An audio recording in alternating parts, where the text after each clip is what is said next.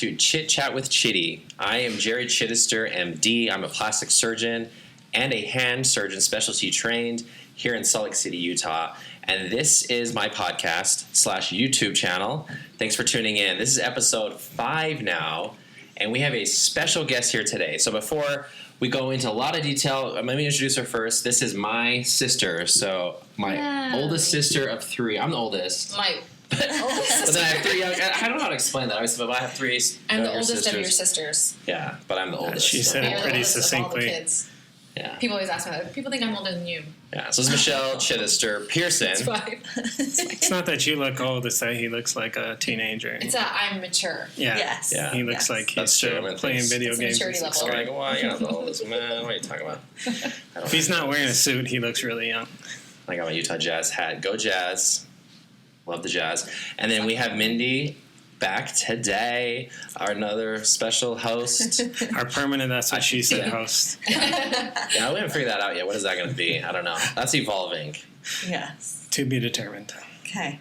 So thank you, Ron. And then Ron, our producer / co-host, he's also here back with us. So thanks, Ron, for always putting this together, even though it's the last minute sometimes because you're busy flying around. But thanks. No more flying for 3 weeks for me, anyways. All right. Well, now I'm going to be gone for 3 weeks. This is life. This is crazy, right? You guys are on. You know what life is like. In actuality, I'm on call right now, so by the time this airs, we'll be long past that. But I've been on call for the last 2 days straight, and going into tomorrow for Labor Day weekend. It's crazy. So if this is only a 10-minute podcast, it's because somebody blew off their hand. Maybe something exciting will happen. Yeah, the thing is I wish some of the stuff that I deal with, I would love to share online. I could show you in person sometime if we meet up. But I can't show the really cool stuff. Do I need to edit that part out where you admit to showing private pictures offline? No, they're all the patient compliant. So HIPAA is a huge problem. You can't share stuff online unless you have patient consent. And there's kind of a fine line of when is it appropriate to share something that even though they may give you permission to do it. I kind of have my own personal. I mean, there obviously are medical standards when you say you can't share name, date of birth, certain things, but if someone gives you full access to do that, you can share what you want technically. It's like the patients that you see that give you permission to post on Instagram and that sort of thing. Yeah, it's fine. Everyone exactly. Yeah. So everyone that I've had that, I discuss with them fully. Because I think some people wonder, like, wait, are you just posting stuff? No, that'd be so rude. Yeah, never. I would never do that to my patients. Free mommy makeover body. Yeah, and these people he posts do not have free surgery either. Yeah, ding, ding, that's ding. been a misconception as well. Like, just because you're posted, want to be models for him. I mean, actually, some of my patients will ask, like, "Hey, when are you posting my stuff?" It's almost kind of part of it. Yeah, people are really excited to see them. Yeah, when they're posted and watch their stories. They're proud. Yeah. Mm-hmm. They're proud. But I respect their privacy. I respect it. But you're right. They're proud. And like, hey, I'm really excited. One thing I noticed. It's kind of funny. When patients come in for the first time, I get it. Like, you're very anxious. There's someone kind of examining you, and sometimes their spouse or significant other is with them. But it's awkward. I totally get that, And sometimes Mindy's there in the room with me because she's my patient care coordinator, so she's helping out. So it's funny because I'm there, Mindy's there, my spouse, and then the patient, and then their spouse. It's just like this affair. It's like a family affair. Couples date. Family affair. But by the end, after they have surgery, I have some patients just walking out, forget to put their robes on almost because they're like they feel comfortable by the end of the consultation. Yeah, I kind of feel like ready it's to like go that for pictures when you are pregnant for the first time because you're kind of like, whoa, this guy's going to be up there all the time, and then by the end, you're just like. Just get this baby out. It's the same kind of comfort thing. It's like, well, we've done this a lot of times. Yeah. Not as awkward anymore. But there's always a level of risk. Like I said, respect anatomy, respect people's privacy. So again, I don't use photos unless I have total consent. Yeah. But yeah, this weekend's been crazy. If I could only tell you what's been going on, maybe I will eventually. I don't even know. I've been up all night operating. I haven't even talked to you. Yeah, I haven't even seen 2 you. days. This is the first time you guys are ever talking to each other. Are we sure that Jerry is an actual surgeon? Because we're doing something else. For someone else. That's a keeps good the same hours as I don't know. You can look on my HIPAA compliant phone. I can show you a lot of photos that I did not find online of patients. But it's been busy. But it's been fun. If I get sucked away, we will abruptly end this, and then Or we'll we'll come just back. keep going. We'll just Skype. Yeah, we'll As just, long Yeah, you as guys. I don't we don't need need to be here. Chitty. Chat out We've got a Chitty. I'm Yeah, Chitty no, number I have- 2. Yeah. You're Chitty. I have a that's list of true. 18 hard-hitting questions for her. So Yeah, Ron we don't need doesn't, you. Ron doesn't think I actually know my own sister, so he made that It's question. not that you just own your in own case. sister. No, I'm It's just that kidding. I got should questions ask. targeted towards why she's on here today. Okay, I like it. Ooh, I'm, Ron Well, you know, always this does is his kind- homework. I'm nervous. Yeah, as much as we're going to ask her a bunch of questions, I like to think that this podcast is about everything and about nothing. So I don't actually mind just talking to you too. You know, we're definitely gonna have some questions for you. He's the Am I Seinfeld. scared? He's the Seinfeld of podcasts. Yeah, this is the millennial Seinfeld. You can make something out of nothing. Yeah. Okay, like so it. I like what's it. been going on though with you, Michelle? Just kind of give us an update on your life. and stuff. Well, I've been prepping for Thailand. So we're going We're to all going to Thailand. Thailand. And I posted a little thing about it today on my Instagram, and so many people were like, "Oh, that's so awesome! I'm so excited for you." But we're kind of going for a sad reason. I know. So it's like bittersweet Yeah, because it's people's great that like, we're going oh. together, but it's also kind of, I felt bad. I'm like, oh, well, yeah, it will be fun, but our Yeah. grandma's really sick, so we want to go Yeah. visit her, and I think it will be really cool. But I was just telling Ron here that I have 7 babysitters lined up For 7 days to being watch my gone. kids. Yeah. So my whole life, How do the you last few coordinate days, that? yeah, it's been like scheduling and organizing, making graphs and making Well, I saw on Instagram you were posting like you were writing your minute-to-minute schedule. literally from Like it 12 a.m. to probably 12 p.m. felt every day. very daunting. All the things you do for Yeah. a family. Yeah, so of you're like, I do a lot of realizing what stuff. you actually do. Yeah. Yeah. And this Put is on even paper. with people helping. This is with people carpooling and stuff. Normally it's like me doing everything. So Yeah. I've been doing a lot of that, and I always feel like I get a little sick before a trip because I don't Oh, yeah. get a lot of rest. Stressed I'm anxious out. trying to get everything ready. But besides that, Brad's been working a lot. We've just been getting into the school year, which has been so crazy. Yeah. I've never had 3 kids in school and in activities. So what grades are Will and Max and Molly So now? Will is in 3rd grade, which is so crazy. And then Max in 1st grade and Molly's in preschool. Yeah. So they're Yeah, I don't know how you do it. You know, like at one point, when your twins were born, Mm-hmm. how old was Will? he was 6. Yeah, so you had 5 kids under the age of 6. Yeah. It was so That's crazy. I mean, dude, we have 2 kids that are like 8 and 10, and then we have McKay. I call him McKay. He says That's what he McKay. calls- He calls McKay. himself McKay.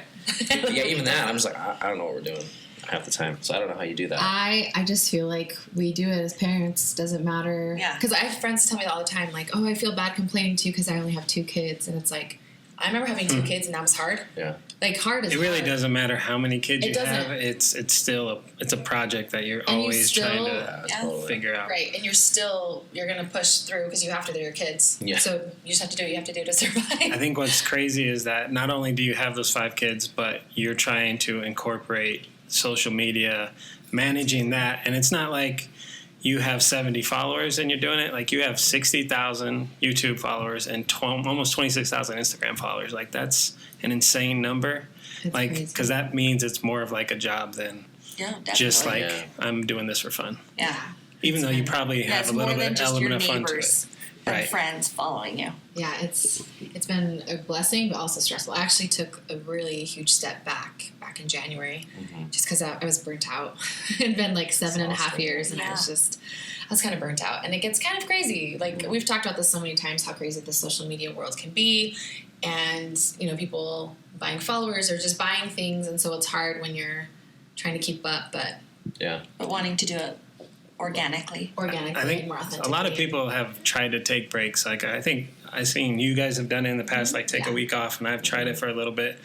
When you did it and you took your break and came back, again, it's like a different level of responsibility coming back, right? But did you change your habits of how you use social media after that, like for good, or? Absolutely. I feel like for so many years, I felt like I had to let everybody know everything.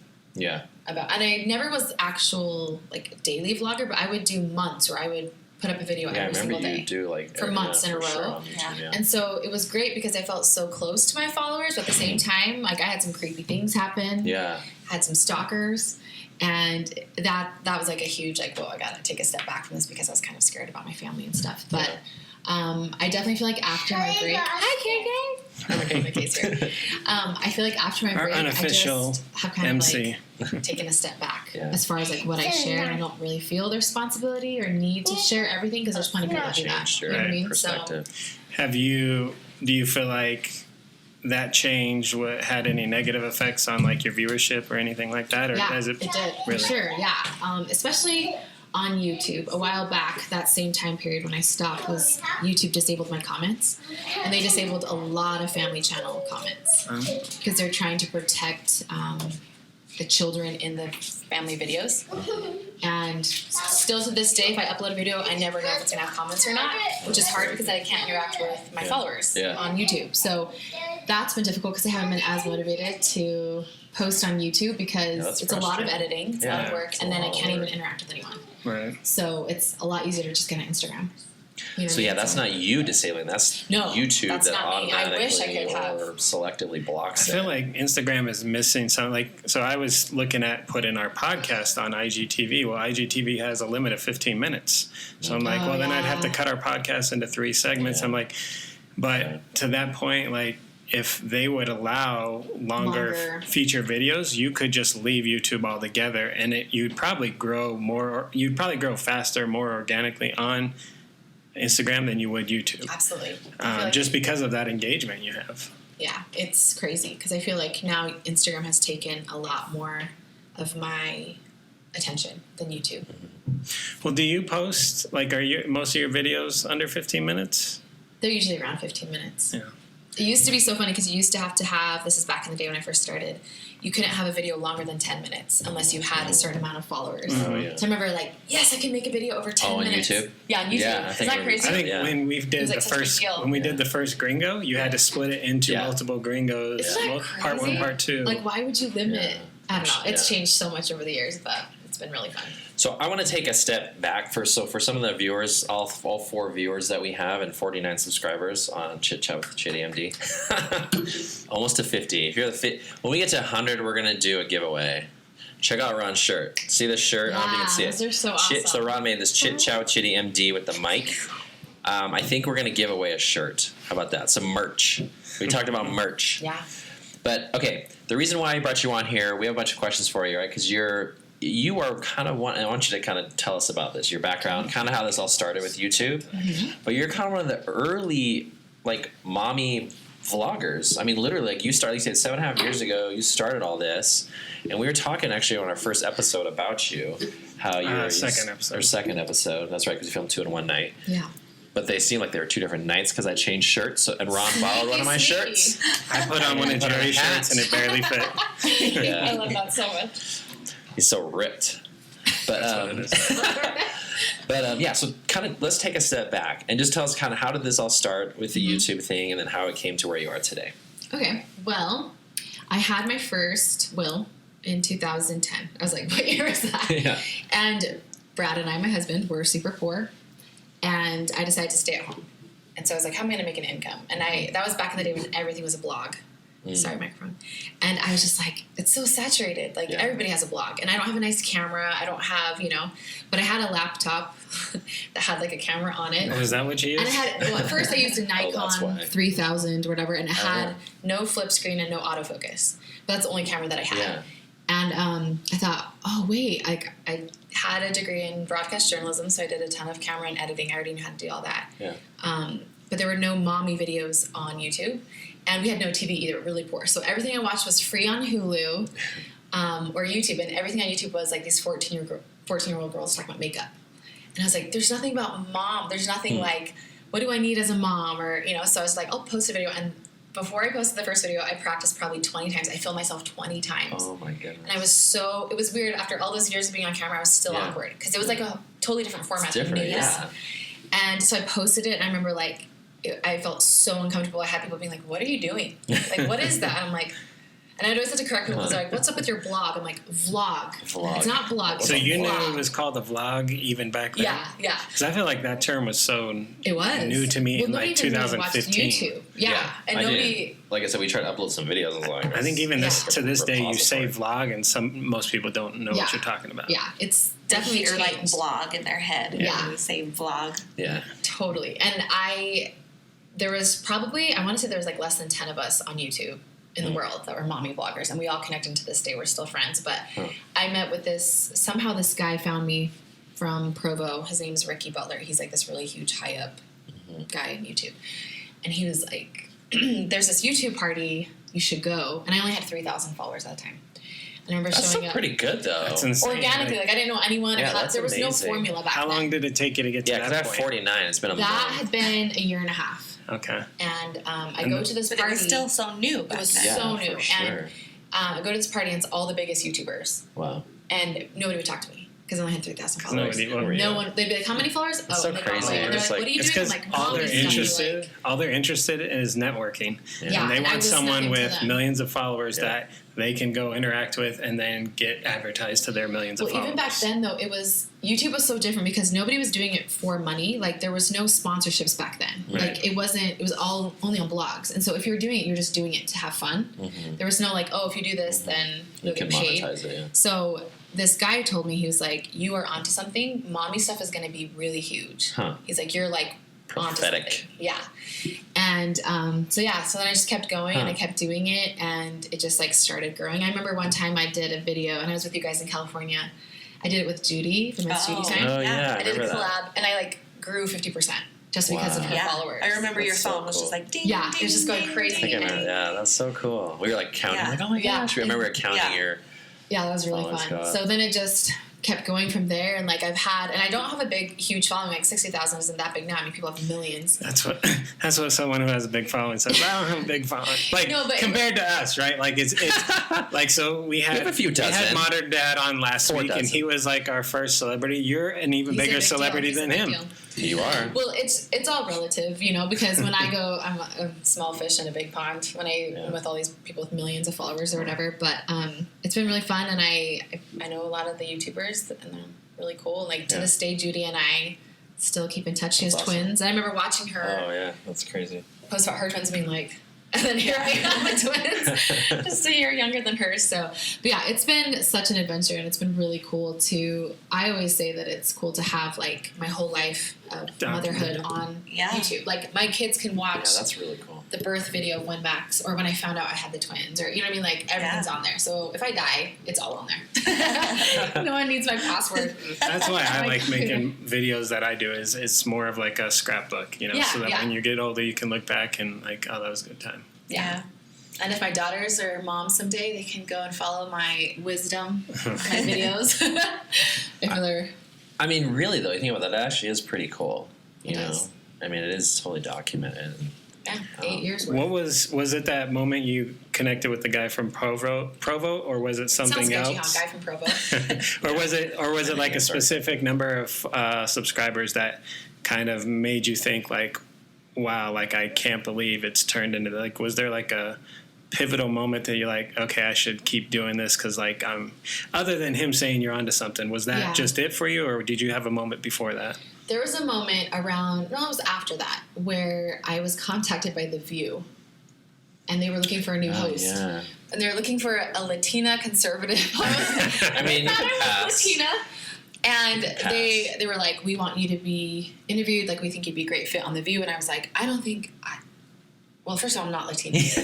Second of all, I don't feel confident in like arguing with Whoopi Goldberg. Yeah. You know? But that's when it kind of clicked with me. I was just, and that's why I was in California that one time because Yeah. I went to go interview Oh, with yeah. them.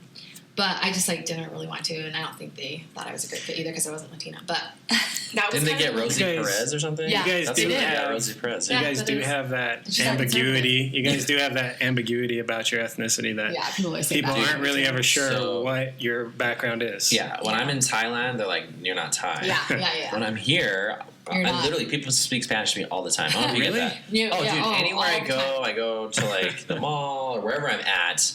If I'm talking to someone, they'll start speaking Spanish. to me. I've It's never like, once thought you Which is looked funny because I Hispanic deal in with any more way. Asian Like, than that's- I do. Well, there was a lady. We were at a restaurant one time, and this lady was like, she was bussing drop. tables, and she was like, "I flirting with you," and I was like we were sitting like this, and I was like, "I'm I like flirting? right here." That's Yeah, okay. she was just like, Staring him down. you know, just like, and finally she came up and she's like, "I know who you are," and you're like, Oh yeah. "Who?" What? Like, and she said some name, and you're like, Yeah. What's this? "No, It's like El Salvador. Yeah, she goes, San "Yeah, you're in- Salvador or something. Salvador. something Salvador." Yeah. Like a famous. And Yeah. so we're like, what? Ooh. And I'm so like, is we that had a to come country? home and Google it.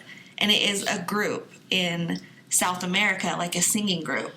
like a She boy thought I was band. the singer. She thought singer. for sure gosh. he was one of She thought them. I was fake. She I was thought like, you no, were- I don't even speak Spanish, dude. Like, I cannot She fake thought this. he was lying. She was like, I know who you are. I think Thought she you were didn't believe you H-pop still. instead of K-pop. H-pop. Yeah. H-pop.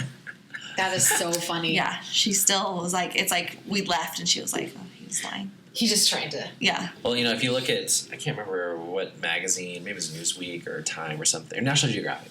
Mm. So they did a thing like they took the number of people in the world, and they had the database right, and then they like supposedly morphed all of the races and everything together to make one human male face. Have you Looks seen like this? you?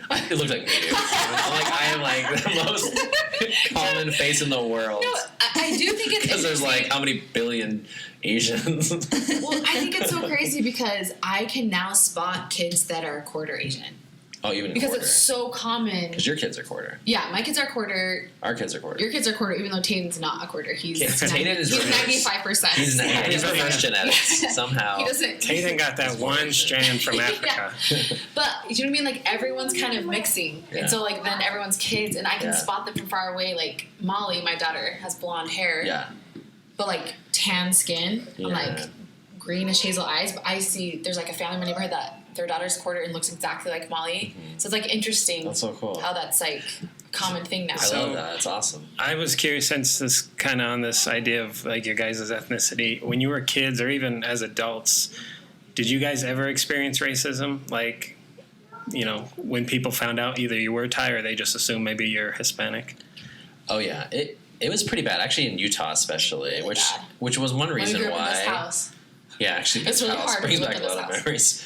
In a state that was uber saturated with very homogeneous Caucasian population. It lacks diversity. It's a little better I think now it's than a it little was better now, 30 yeah. years So ago, right? much But I mean, now. literally, when I was in high school, I guess you were there too at one point. But I was like one of the only minorities, and I'm only half Yeah. minority. Minority meaning not Right. Caucasian. But yeah, I remember being like walking home from elementary school or middle school, and people driving by in like big pickup trucks throwing beer balls at me, yelling at me, and saying, "You." I don't want to Something, say something. four-letter, Yeah. racial slurs all the time, you Yeah. know. And then even at school, people make fun. And this is part of the reason why, like, people ask me, "Oh, did you speak Thai in the home growing up?" I actually didn't, because I was kind of Same. embarrassed because I felt like if I spoke Thai, like even my friends would make fun of me, like, "Oh, you speak Asian? You sound speak weird. So Chinese?" you I'm almost "It's like not try Chinese." to like assimilate more towards your Totally. Caucasian Yeah. ancestry, so that you Exactly. felt like you could fit in Yeah. easier. But and then I think though, as I got older, and then in high school, I didn't care. I'm like, screw you guys. I'm gonna Yeah. be myself and who I am. You're just jealous you don't get this. Well, and it So I obviously started- didn't stop you from being popular. So, Well, you but had then that I just was going. like, I don't care what people say. I'm just be myself. I And that's don't when care. And then I went, to Thailand for a couple years on a church mission to speak Thai, and then I really embraced the culture, and then coming back, and so Yeah. I think just accepting that more, and that's part of the reason why I think even like we're going to Thailand next week. I really, really wanted to take at least our two oldest, because for one, our grandmother's getting kind of old, and I thought of them probably never seeing her, but like also to even just see the culture over there, like this is their like it might background. raise a new view in their mind of I where hope they're it really does. connected to. I think they're I at hope a it really does. good age where I feel like They could understand that. Piques some Right. interest. Yeah. Because This for is a long where- time, Tayden thought he was African American. So Seriously, he did. yeah, Well, I mean, he's very dark, Yeah. It's- Well, yeah, just his skin. I mean, and that's to me, that's just the innocence of a child. Like Yeah. just a he skin has color. friends that, ethnically they came from a different continent, have darker skin, or have but he's like, I'm darker than them, so I must be I must be one of them. Yeah, which Yeah. is awesome to me, and he doesn't see it that way. I like that a and lot. So Well, his sister isn't that. yeah, He's like yeah, Just blood, birth, biological sister. yeah. Well, and it's- Blonde blue eyes. So it's like I've known you for like just about 20 years now, and like it's never even crossed my mind that you may, because like I've never experienced you have to go through that. And so as we've been going through this podcast trying to think of what's some good things to talk about, I was like, oh, like I've never asked you about whether you've had experienced racism. So like it's kind of eye-opening to hear your account of what you went through. And for me, I think for both of us, probably for you too, when we were in Saudi Arabia, I mean, all of our friends were from all over the world. We're the only Americans. Yeah, Americans, and alone. not even like Caucasian Yeah. American So yeah, we grew up with friends from like where? All Egypt, over Syria. Lebanon, Somalia, all over all the these world, crazy places. Philippines. And so I think as we were young, we were exposed to that. We didn't see it that way. And then we came here and it's just like this, oh my gosh, what is happening? It was so different. And so I think that was what kind of set us back. But yeah, I feel like for me too, I noticed so much of it to my mom, and that's like to this day, it like still makes me emotional because she came to the U.S. when she was in her 20s, so obviously she had an accent. She grew up in Thailand. That's like all she ever knew, and she was just so kind and outgoing to so many people. And then I would see how they would talk to her, whether that was like people we knew or like strangers, and they would just talk down to her. And as a child, I'm like, wait, this is horrible. Because where we grew up in Saudi Arabia, everyone had an accent. Everybody, English was not their first language. And so it was so like normal for us to hear people speaking different languages. So when people would be like, what's your mom saying? That sounds so weird. Or she's cooking weird food. Or why did she speak like that? I was like, what are you talking about? And I'd always be so embarrassed when she'd speak Thai. And be like, does your mom still like experience any of those? I mean, I know she's like, pretty prominent now with her restaurant, and a lot of people like know who she is, but I imagine that again, it's a lot. As much as things have improved, they haven't necessarily changed for the good. So I think there's definitely been a cultural shift here in Utah, which I appreciate. Yeah, totally. I think it's because there's so many Thai restaurants and a lot more ethnic food here in Utah. It's definitely changing. Because I would say, this is we were in school in the 90s, so this is 90s. Like 20 plus years ago, right? So it's definitely changed for the better, and I think it's better for mom in a lot of ways. But it definitely still happens. It happened here when she was doing construction on the house. I witnessed it, and you can see people like talk down to her, and it's just like, this woman is a business she's probably 20 times more intelligent than them. Yeah, right. That's the coolest thing about her is she doesn't care. No, like, she'll be like, I don't care if you're going to talk about that. I'm going to get this done, or I'm going to, you know what I mean? Yeah. She almost like, I'll show you. Right. Yeah. She has that amazing personality. But she does. So my husband Brad and I, he's not from Utah. He's from Ohio. And when we first got married, we're like, we're never going to raise our kids here in Utah because we both didn't grow up here, and we want our kids to experience diversity. And here we are because I feel like it is better. Yeah. I feel like it is so much better than it was back in the early 90s. But yeah, I just feel like it is so much better than it was back then, for sure. And that's part of the reason why we were in California the last 7 years. And, so our kids grew up there. Again, a lot of diversity, which we appreciated. And that was a big question we had when we were in LA last year. Like, I guess 2 years now. Yeah, 2 years ago. We were like, do we really want to go back to Utah? We didn't think we were going to come back here, same thing. Yeah. But the opportunity came up. And, I think it's been really good, actually. But that was one of our big concerns, just because of my memories of being a child here, kind of traumatized in the same school, but it's so different now. I mean, it's been awesome, but and our concern was kind of more geared toward Tatum than it was toward Miley. Yeah, like we wanted to make sure he felt like he fit in. Yeah, where he blended right into all of his school classes in California, and Miley stood out a little bit more. She was the blonde one. yeah, it's kind of the opposite. Yeah, it was cool. But I think it's been fine. He has had some comments about his skin. Yeah. Here in just the 1 year in class. That's so crazy. Was he able to brush it off, or was it really confrontational, or was it just something he's like, Mom, somebody said something? I think I told him that if anyone said anything, he could say, people pay good money for this tan. That's what I told him. That's just say that. People pay good money for tans like yours. Your skin is beautiful. But I think it changed because there's a girl in his class that told him she likes his skin color and he has a squishy bum. How would she know? I don't know. Handsy there. Okay, so I kind of want to move forward a little bit. So we talked about kind of the inception of your vlog, and you started out, if you had it named originally Mommy of One, right? Yeah, you guys, worst name. I'm a Mommy of One was the...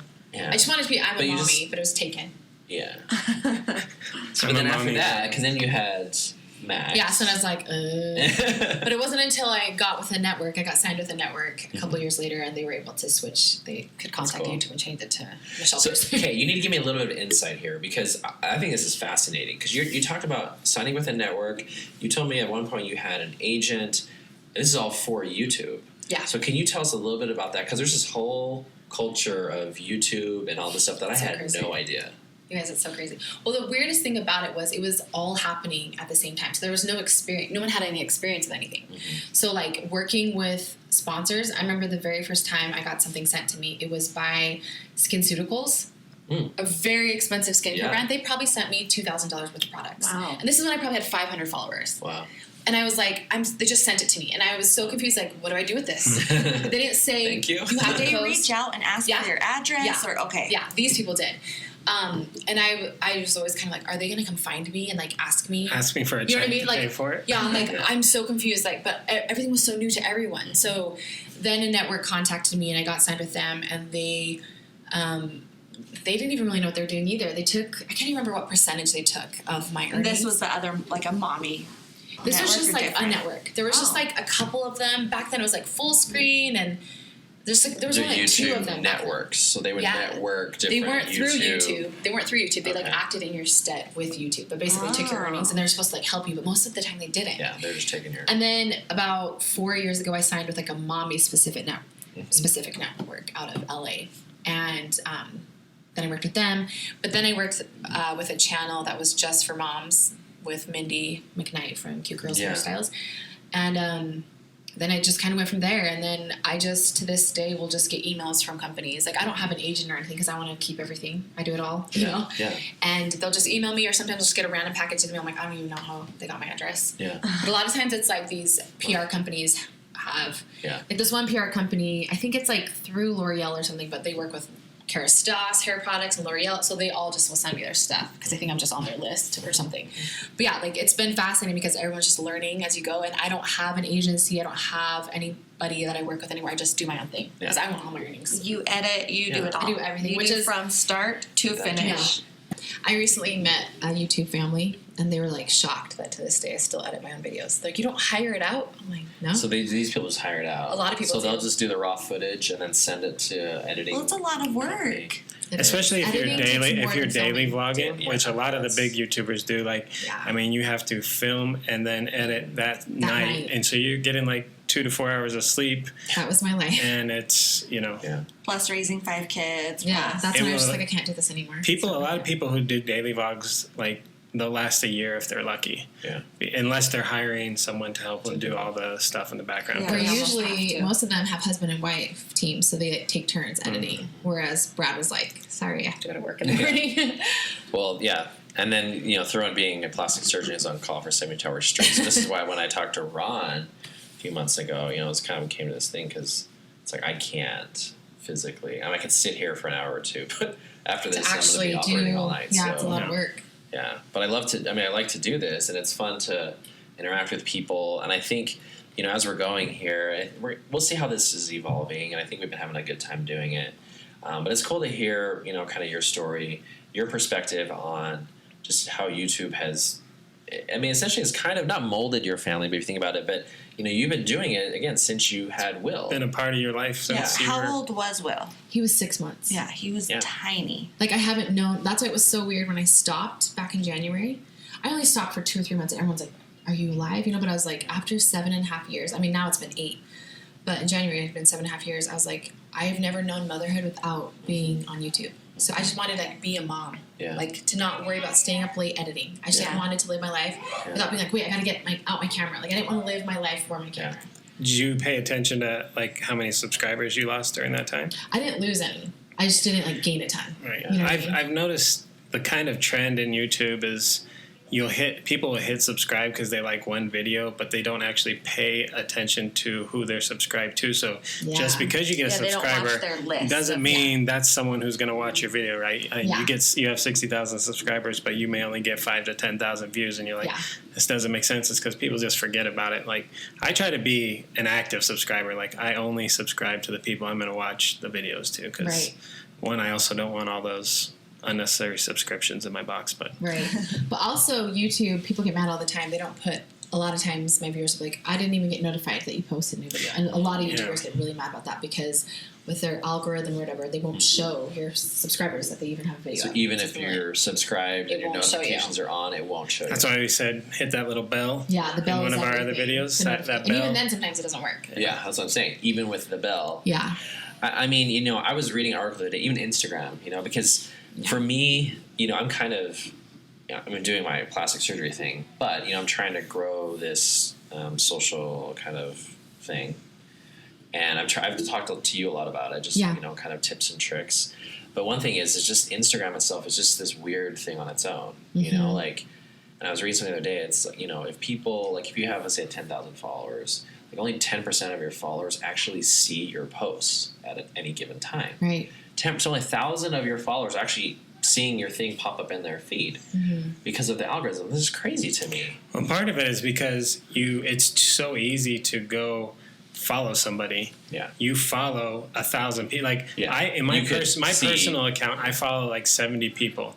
So because those 70 people are not necessarily social media influencers, I'm only seeing a post from someone like every other day or once a week, so I can easily see the timeline of who posted what. Yeah. But as I've been doing the Chit Chat with Chiddy account, I noticed that I'm not seeing things in the order they were posted. Like I won't see the stuff that you post. I noticed that with Chit. I won't see the stuff you post. I know you just posted. I can see it on my account. I look on Chit Chat with Chiddy. I can't see it. Yeah, exactly. And so it's very weird how you can't have, if you have too many subscribers or too many followers, you're never going to be able to like see maybe who you really want. That's why I try to be selective with who I follow.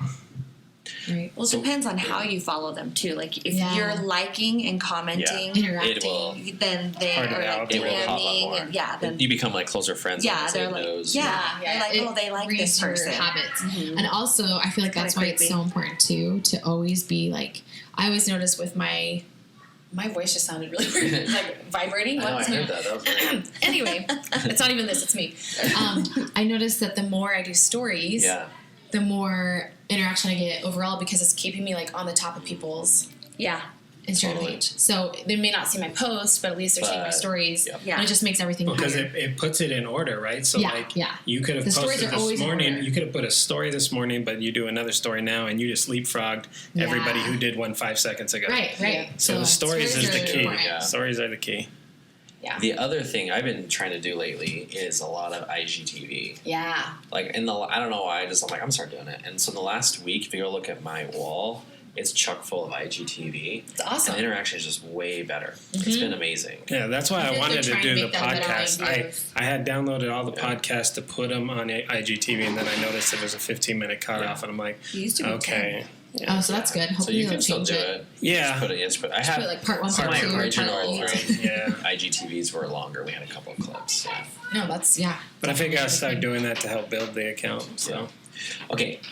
In relation to all this, because we talk about followers, one thing I talked to you about is trying to grow organically. So, because one thing on Instagram, and this is for people out there, this part of the segment I would say is for either aspiring plastic surgeons, people who are trying to get into social media, people who are trying to grow their accounts. This is the person to talk to because she knows a lot of this stuff. And so I talked to you a lot about this, because you can go on and you can buy bots, followers, they'll even comment for you, and they're all fake, right? And so, but it looks like I look at some of these plastic surgeons, I'm like, dude, this guy has like 20,000 followers, but then you go look, and it's very fishy. Like they'll post something, and all of a sudden there'll be like 500 likes in a matter of 2 minutes. Yeah. But no comments. Or one comment, you're like, that doesn't make any sense. Doesn't even relate to it, Yeah, it's like, nice. Yeah. And so I'm like, pretty. Yeah, what are they getting from that? Other than, there's all this swipe up thing. But tell me about this kind of other business that you've started because of all this, and maybe kind of where that originated from. Yeah, I feel like, so it's taken me 8 years to get where I am. It's still not what some people have, but I feel like I can still make a good living off of it. And I've always preached about being real and being authentic with everything, and I feel like that word is like the whole keeping it real thing now is like thrown around all the time. I'm just keeping it real, and I'm like, totally. That's not how you are in real life anyway. But I just started noticing that because my followers grew a ton when I got pregnant with the twins. That was just like an organic, like people were like, we want to watch this hot mess. They wanted to see the progression. They're like, it shouldn't be live, but have this. No one knows. Let's follow. So that was just like an organic thing. And normally that's how most people do explode, is because there's one post that goes viral. There's something that happens that like explodes them, right? And otherwise it's just like slow and steady. But I started noticing that it was just frustrating me because a lot of people I would see would have the same kind of accounts, and then they were doing sponsored things, and I felt bad for these companies that are giving free product or paying for sponsored posts, but yet there's not real people seeing them. Yeah. And so it started making me think, like, with small business, because a lot of people are really smaller companies that I knew personally. So I was like, ooh, I'm taking this kind of personally. Like, even with where you work, you know, I was like, it's still like not this huge corporation. So I'm like, I still want it to be like honest. And so I just got really passionate about it and started like wanting to consult people and help people grow organically and just learn how the ins and outs. Basically like what we've talked about before, just how to grow organically and get a real audience that will, you know, follow you and be loyal to you, basically. You had said in one of your, a couple of your videos, you had talked about how you didn't want to be famous, or you don't want to be famous, and you didn't really necessarily care if you got millions of followers. But like, you know, the fact that you're still continuing to progress, even though you don't necessarily want that fame aspect of it, are you still trying to get to, I guess, that million figure to make a living off it, or is it when you get to a certain number you would think about scaling back? I feel like I've already kind of scaled back because there's just so many things I wanted to do that I haven't had the time to do, like start little businesses and that sort of thing because of YouTube. Yeah, you've had some fun, great business ideas. But I haven't been busy. Right, but it's been so busy. And I mean, even some of my friends, like I said at the beginning, I know some of the biggest YouTubers, not because I'm big, but just because I've been around so long and I've met them at networking things or whatever. And a lot of them are over it too. And they do have millions, you know, and it's like, we just got to pay this or we got to just get through it, you know? So it's like, if people are already at those numbers and they're already done, like, why should I be obsessed with getting to that million? Whereas I've always been proud to be like, I can make a good living and I'm just a stay-at-home mom, but I can still help support my family and I can just stay at home all day, just live my normal life and do that. So I feel like as long as I can do that comfortably, then I'm happy. You know what I mean? And I think there's a few YouTubers I follow who are like over the 10 million threshold, and they've essentially just walked away. I mean, they're not even posting once every couple of months, and they have found other business avenues that won't burn them out, right? And so, and they're more passionate about, because it's like you get to a certain number of subscribers, and it almost feels like you're making content because of what you think they want, as opposed to why you started doing it in the first place, right? Right, and that's kind of why I took a break too. I just didn't want to post a video. I wanted it to be something that I was passionate about, not just, well, got to put up another video. I don't even know what to show today. And I've known vloggers too that would just be like, I don't know what to do today. Let's do something crazy just for the vlog. And I'm like, I don't want to live my life just to put something crazy on TV or YouTube or whatever. So it's like, I feel like I've reached a point where I'm like, this is great. This is a great side income. It's definitely not a full-time income, but I'm also not working full-time with it. So it is what it is. You've had some amazing months, some amazing sponsorships. Yeah, I feel like also when I have been consulting with people, I always say, look at my account. I don't have a ton, but I can still get sponsors with Fisher-Price. I can still get the big companies because they can tell that I'm authentic. And every time I talk to a big company, they'll say, like, what's your rate or what's this or whatever. And I always say, I don't have the most followers, but the followers that I do have are so loyal to me because I'm still the same person. I'm not going to just do something and just to they're get real money. Followers. Yeah, and they're real people. And so I always say I don't have the most, but I have like the most loyal. They really trust me. I read a thing the other day on Instagram. Again, take it for what it's worth, grain of sand. But someone had posted a thing about the Kardashian. There's some company that did, like, I think like you did, looked through all their followers. Looked at the Kim Kardashian, looked at Ellen DeGeneres, and they said that Ellen had like 49% of her followers, one of those percentages, that were fake. Same with the Kardashians. Almost 50% of their followers are actually not real followers. I mean, they have millions and millions. Tens of millions. I wonder if they bought a whole bunch in the beginning to get to where they are. Yeah. But that's, exactly. I mean, obviously, they still have a large influence. We know that. No matter what, we know they're famous. But even still. them, you know, they have a huge... Well, yeah, because Twitter, I think it was a year or two ago, they just wiped out all the bots, and all these famous people lost millions of followers. Yeah. Because they just, and I think Instagram's going to do the same thing, and that's why I tell people. Well, YouTube did that purge too. They did a purge about a year ago or something. So and people Instagram, got crazy. it's just a matter of time, and Instagram's already kind of changing things where they're not going to show likes anymore. Yeah, I heard that. And they're all kind of shifting. So I'm like, who cares if you buy them now? You're wasting your money because it's all going to be. Well, and how embarrassing. So when embarrassing. we all know that this happens, and all of a sudden they're down to 200 followers. Yeah. Right. What's been like the craziest or greatest experience that you've got directly from being involved in YouTube? Ooh, I'd have to say I got a book deal and I wrote a book. I never in my life considered myself an incredible writer. And when this publishing house contacted me to write a book, I was like, You're talking to me? and I just kept saying to Brad, I'm like, is this, like, I kept thinking it was a scam. Yeah. Because I was like, why? Like, there's all these other moms out there. Like, I'm so confused. And it's a real thing.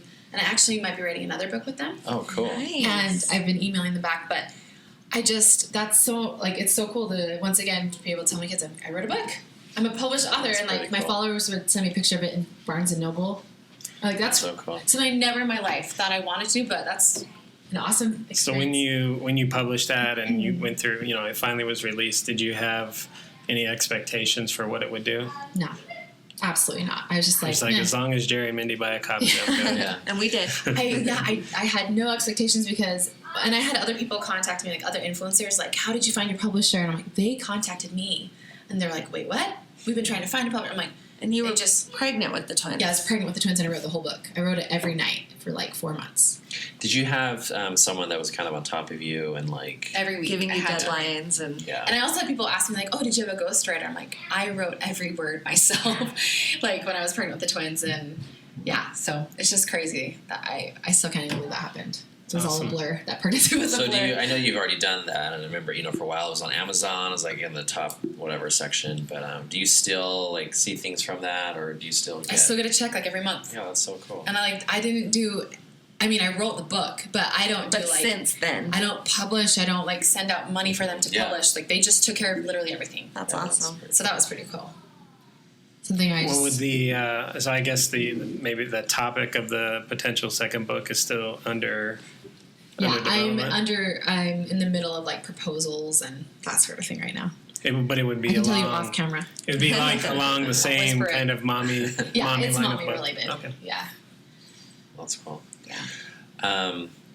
Well, I don't know. Do you have any more questions? Because I think we'll kind of start winding it down. Yeah. I really appreciate you for coming on. I know, Yeah. we talk all the time. You come into the spa. We obviously hang out with your family on the weekends and things. But it's fun, I think, to come into this environment to kind of talk to you on this type of stuff. I know Yeah. we've talked about it a lot, but that's why I wanted you to come on, just to kind of share your experience with, YouTube and vlogging, but just how it's also affected your family. I think positive and negative, because I've seen you go through, like you said, you had a lot of weird stuff happen early on. I remember that was crazy. That's so crazy. Just some crazy stuff. Good thing we but- have some connections, huh? Yes. Yeah, definitely. Yeah, that's another whole thing we can't talk about. Nope. Nope. But yeah, so thank you so much for coming on, Michelle. Yeah, thanks for having me, you guys. Yeah, very inspirational. Again, I look to you when we're talking about this kind of stuff, and I really appreciate it, helping me out. It's just at the end of the day, for me, I'm doing this, and I know you do this, and you're keeping it real and all this stuff.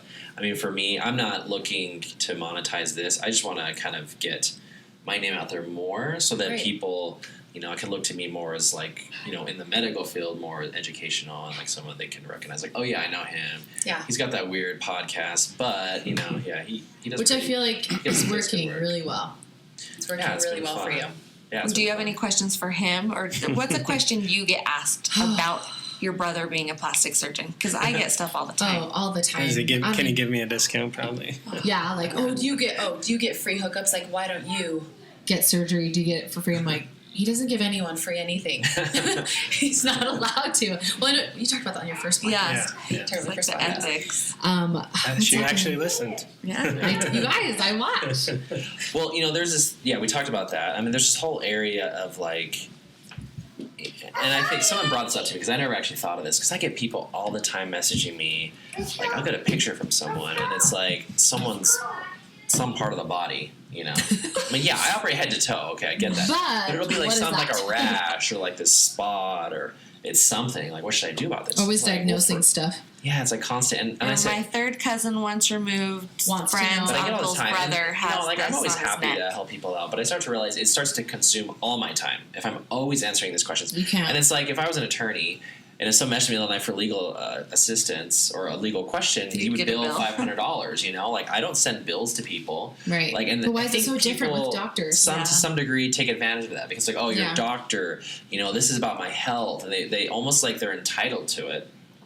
For my patients, yeah, like if you're my different. patient, it's directly related to your care, yeah. But even then, like Mindy brings up sometimes, like, hey, like you don't have to always answer them right away, because. But you have a good heart, so you want to. That's why you're a doctor. You want to help people. And and it's probably rare. Then where can you find like a concierge plastic surgeon who's your plastic surgeon that will answer you at 2 in the morning? All the time. I'm like, I cannot imagine finding my OB-GYN on Instagram and messaging her and asking her questions. Expecting. Yeah, like this answer. Response right away.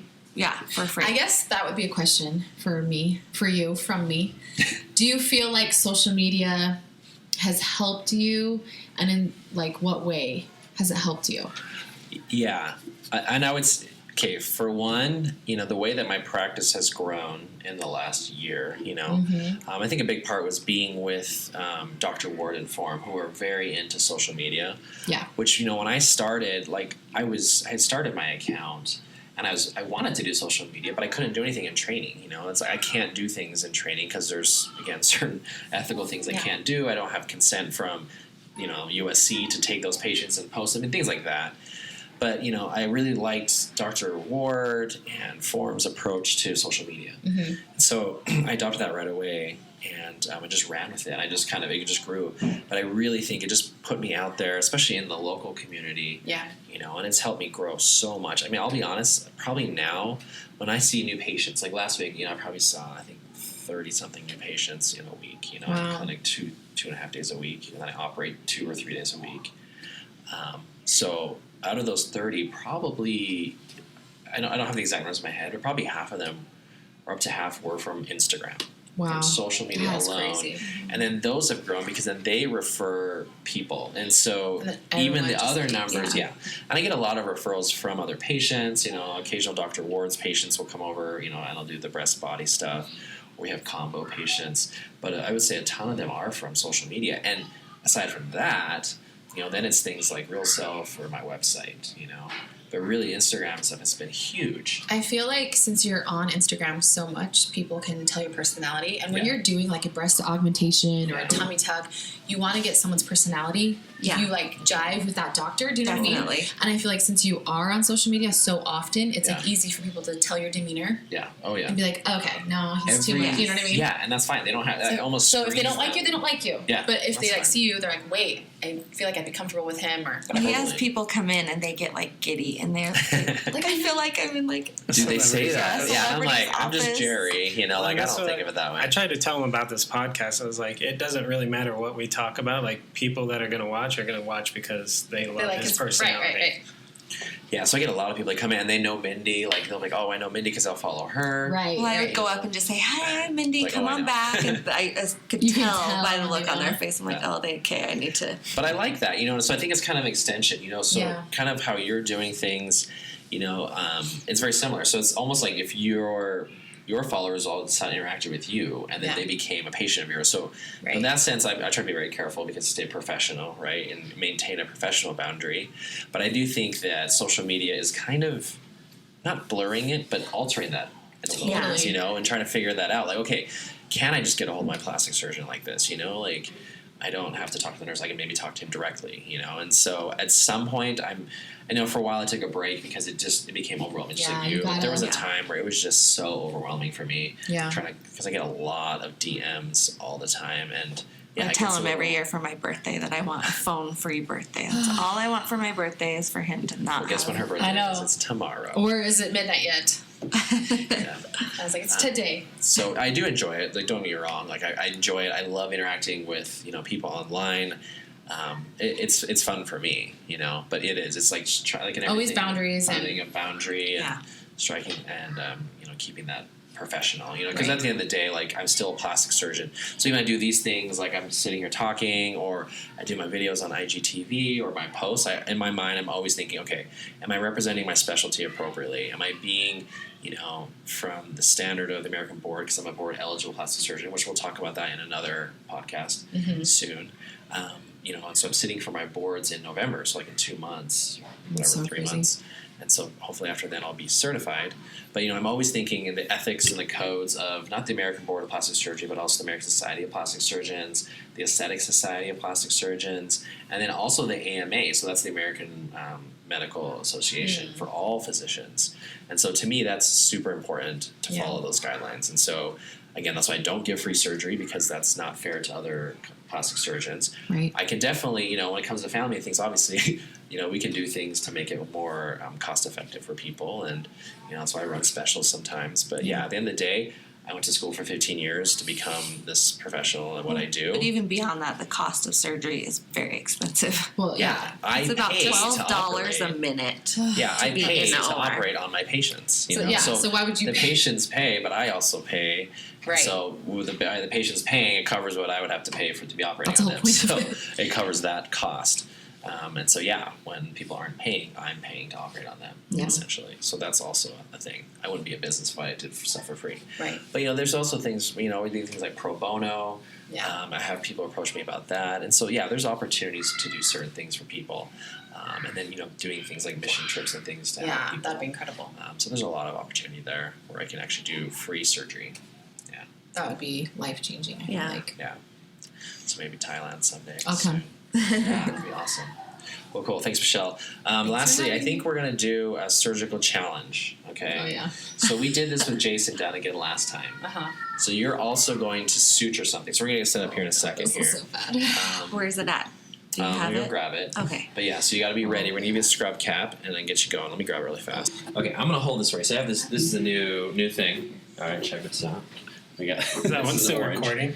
Yeah, it's recording. I've got an orange. I'm going to hold this for you right here, okay? So we're going to tell you this is some humans something that got cut. Okay, so first off, don't stab yourself, okay? These are clean needles, though. So this is going to be in your right hand. Okay. If you've ever... Nope. This is to help grab the needle. It's okay. like 22 So wait, I minutes. have to pull this. Don't look at me. So, Ron, what are you doing? Yeah, I'm going to hold this for you. Okay. This is in your way. I was surprised at So how you well wanna- mom you're and gonna dad did, because I was like, I would not have inside, got it. and then you're going to push out through the other side. Pull it through. I just keep pulling through the whole way. Yeah. Okay, ready?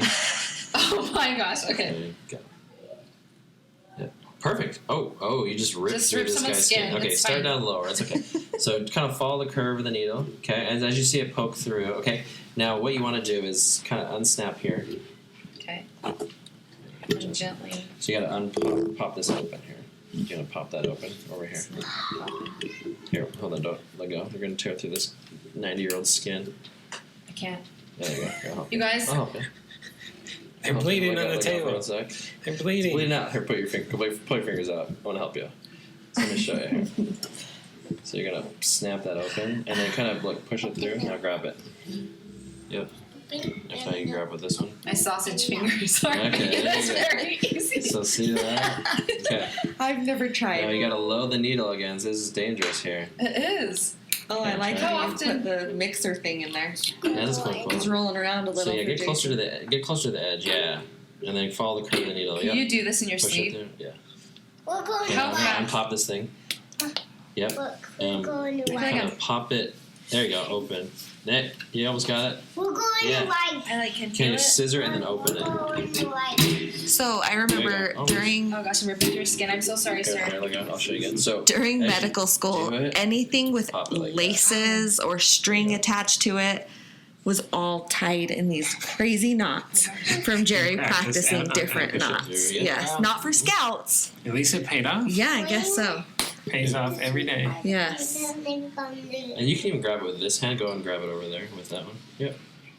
Yeah, I find Good. when he does the like ligaments in the hand, Yeah. and or the tendons, and he's putting those back together. What Okay, kind like, of stitches is it So now this? you gotta boggles my reload it. mind. A failing stitch. I'm just That you kidding. can have a A stitch. failing I stitch. know. So when you load this thing, this Especially is when called they're the those swage. teeny, Okay, the teeny, swage tiny. is where the needle connects to the suture. You want to load this. So, He's sorry, let me show you. suturing an So orange. see how there's the curve of the needle. Yeah. You want to load it kind of at the base here, Wow. and then at the tip of your driver. Okay, there you go. Gosh, that There's is one foot. so crazy, you It's the guys. same thing. So much more respect. Not that I didn't have respect, Okay, but and then as it pushes through, now unsnap your right hand, open it, unload it. how come it's not?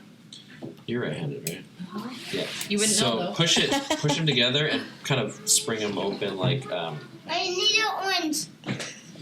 There you go. Good job. McKay, It's like last way time I gave more- you the orange, Jason was supposed It's to way stick. harder to take it out than I expected. Jason Dunnigan destroyed you, by the way. This is a clear suture. We can't see it as well. He had a black silk. Oh, that's true. Mommy, can I have an orange? It's perfect. Oh, I gotta do it lower though. Yeah, and you don't even have to click it. You just hold it. Yeah. You don't click it and just go. Nice. Oh gosh. Mm-hmm. So you're getting it. Not I don't want orange. to mess with people's No lives. orange. That's all right. This orange won't cry about it. I'm so sorry, sir. Just there'll be citrus all over the I want tables. orange. All right. Well, while you're finishing that up, I got two. you guys, thank you so much for tuning in to our 5th episode of Chit Chat with Chiddy. This is Michelle Pearson, my sister. Not a doctor. She is trying. She is. Wasn't bringing that this Ron's orange joke? Back to life. Yeah. No, doctor. Not a doctor. She She's a stayed Holiday at a Holiday Inn. Anyway, thanks for tuning in. Again, check us out on YouTube. It's Chit Chat with Chiddy MD. Please subscribe. Hit the bell for the notification so you can know when we get a new episode. Again, every new episode is aired on Fridays. It will also be available on iTunes and on Spotify, Open it. Anchor FM, and on Google Google Podcast something. I don't know. I'm not a green bubble person. I'm a blue bubble person. Anyway, thanks for tuning in, you guys. We will see you again next week. Bye. Chit chat with Chitty. Chit chat with Chitty. Chit chat with Chitty. Chit chat with Chidester. MD. Chit chat with Chitty. Chit chat with Chitty. Chit chat with Chitty. Chit chat with Chidester. MD. Chit chat with Chitty. Chit chat with Chitty. Chit chat with Chitty. Chit with Chidester. MD. Chit chat with Chitty.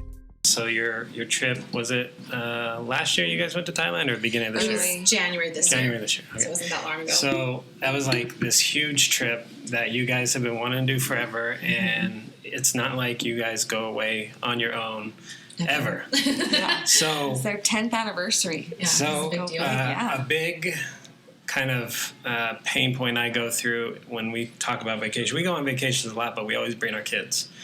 And I want to go do a vacation, just me and my wife. But I always have this feeling of guilt of like, my kid is going to be so sad when I leave. He's Right. going to, just hate me so bad. And so what was that experience like for you? Like, did you go through those feelings of guilt leading up to it? And did they magically vanish away once you got there? I feel like the first time we ever had to leave our kids, and this is funny that we had to leave them, it was when we only had 2 kids, and they were 3 and 1, I think, at the time, only because my husband won a trip to Cabo, all expenses paid, for work because of his sales or whatever. And how can you not? And I was so anxious. I had never left them overnight. I had never even left them with a babysitter at that point because we didn't know anyone. Like, I had never Right. left them overnight. And Brad's like, how can we say no to this? This is Yeah. a very big deal. And I think it was only for 5 or 6 days, and it was It's Mexico. still a lot. But, like, if you've never That adds been up. separated from your kids, and I was a stay-at-home mom. They didn't even go to school yet. So I was literally with them all day, every day. And I remember just being so anxious. And then the second I was laying there at the resort, I was like, wait, this is great. incredible. Yeah. And so after that, it was just, we never really had trips, after that. And so I just knew to never take it for granted. And yeah, of course you have those little feelings, but I also feel like they're so young that they don't really remember as much. And I always try to make it special and like leave them like special little gifts while I'm gone. And I leave them with people that they know, so they feel like really comfortable. Well, I think it's actually important, and this is coming from someone who I have major mom guilt. Yeah, and All the time you guys for just went all on the one in things. February where you went kid I'm free. nervous Yeah. for this. And I'm gonna be so I think bad. it's actually really important for the kids to see their parents going and spending Yeah. time together, just the two of them. I felt like we felt refreshed coming home. You feel like And I was like, different people. okay, I'm ready. I can do this again. Yeah. Right. So, and it is stressful, like packing Planning. and preparing and getting everything ready. And the guilt I actually have not taking McKay on this trip eats me alive for several reasons. My kids don't go to movies anymore unless Jerry takes them. I don't go. I guess I should say I don't go to movies anymore. Yeah. because I feel bad not taking McKay for several reasons, just because he's, part of our family, but I also don't want to make him feel different for being adopted. Yeah. And for some reason, there's just the big enough age gap that he's hard to take to movies. Yeah. The big kids are not. But I don't want to ever make him feel like. Yeah, for some reason there's Never want to extra create that guilt. divide. Yeah. There's extra guilt there for me because I don't want him to feel any different from any of my other kids. Because So this trip where he it's will really be left hard. behind. Yeah. And part of he's being left behind because he's so little, and It's a a 24-hour long trip. flight each way sounds. I feel like when we're Terrible on to that take him on. 14-hour flight, Well, and especially we'll if he's not accustomed to doing it, right? Like it's a all of our long kids trip. have been flying since they're 5 months, and they Yeah. fly consistently. So, Well, we flew back and forth from California to here all the time because we had to come once a month Okay. for him to do like all the foster care stuff, and that was. And how was he on those flights? He was great. I mean, he got busy. The older he got, the busier he got. Yeah. But and it was 24 really, hours is a whole different. Well, game, even though. for an adult, like Yeah, I know it's you long for guys, us. your videos were saying just how tired you were after It was those trips. so- yeah. So 10 then hours a then the day. time change. But I also don't ever want it to be like, oh, you're not taking him because he's not He's- part time. Right. Do you know what I mean? Like Yeah. that. It just sits with me, and it just like no. Speak That's of the devil. speaking of the little guy. There he is. Hi. This up. Sissy needs you. I'm Michelle's nervous gonna do about this, you surgery. guys. And so I've been on back-to-back work trips for the last 2 weeks, and each time, even those where Tiffany's at home with the kids, like I still feel guilty about that. Yeah. And especially like on Thursday or something, she said that Tice woke up like at 5 a.m. like I want daddy, and like I just like. And then you start thinking, well, how am I ever supposed to go on a regular, like Right. a trip with just us two when he doesn't even have mom there? Yeah. And I think when when Dakota was 3, we went on a cruise for like 5 nights.